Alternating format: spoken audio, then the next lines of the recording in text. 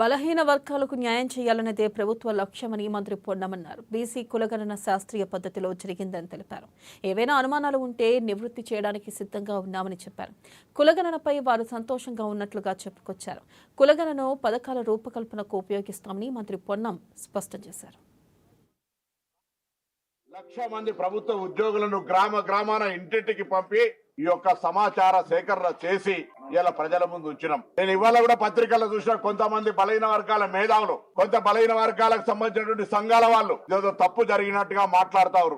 నేను అందులో పాల్గొన్న ముఖ్యులందరికీ విజ్ఞప్తి చేస్తా ఉన్నా.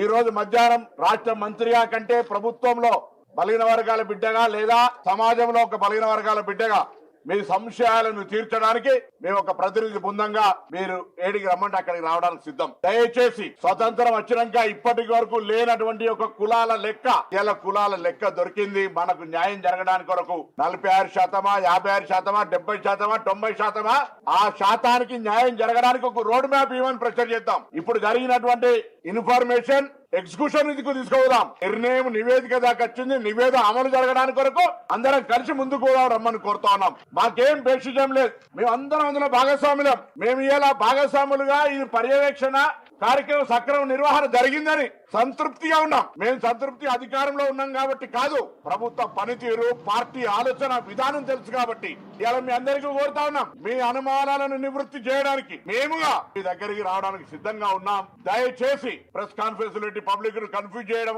ఏదో కొంత రాజకీయ పరంగా జోక్యం చేసుకోవడం వద్దు అని కోరుతా ఉన్నాం. ఇలా మనం ఒక ఉదాహరణ, స్వాతంత్రం వచ్చినప్పుడు గ్రామీణ ప్రాంత ప్రజాప్రతినిధులం. ఒక గ్రామానికి రోడ్డు లేకపోతే దీర్ఘకాలిక సమస్య అయితే రోడ్డు ఫార్మేషన్ చేసినాం.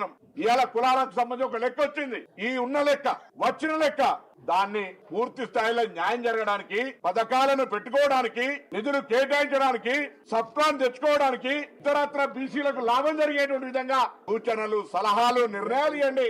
మీద ఎంటికలు లెక్క పెట్టినట్టు ఇంకోటి ఏదో చేసినట్టు అద్దు. దయచేసి మీ అందరు కోరుతా ఉన్నా. ఘర్షణ లేదు. ఇలా బలహీన వర్గాలు